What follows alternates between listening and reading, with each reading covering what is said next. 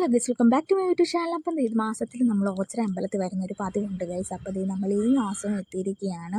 ഞാൻ മാത്രമല്ല, എൻ്റെ കൂടെ സാനിമോളും കൂടി ഉണ്ട്. അപ്പോൾ ഞങ്ങൾ രണ്ടുപേരും കൂടെ ഒരു 6 മണിയൊക്കെ ആയപ്പോഴത്തേക്കും വെയിലൊക്കെ താന്നതിന് ശേഷമാണ് ഇറങ്ങിയത് കേട്ടോ.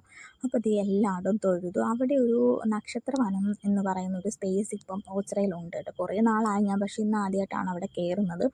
നമ്മുടെ നക്ഷത്രത്തിൻ്റെ അനുസരിച്ച് ഓരോ വൃക്ഷങ്ങൾ അവിടെ വെച്ച് പിടിപ്പിച്ചിട്ടുണ്ട് കേട്ടോ.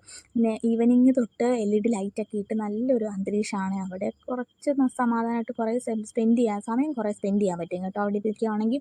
അങ്ങനെ അല്ലെങ്കിലും ഓച്ചിറയിൽ വരുമ്പോൾ നല്ലൊരു സമാധാനമാണ്. പിന്നെ വെയിലൊക്കെ താന്ന് തിരക്കും കുറവായിരുന്നു, അതുകൊണ്ട് എല്ലായിടും തൊഴാനും ഒക്കെ പറ്റി കേട്ടോ.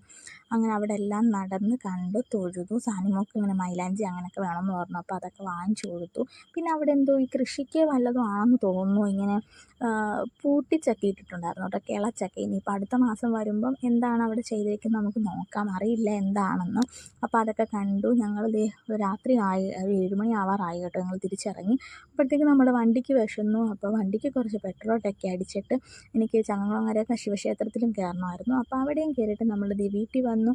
അപ്പോൾ ഇന്നത്തെ വിശേഷങ്ങൾ ഇത്രയൊക്കെ ഉള്ളൂ ഗൈസ്. പുതിയൊരു വീട്ടിൽ നിന്ന് സ്റ്റേ ട്യൂൺ. ബൈ.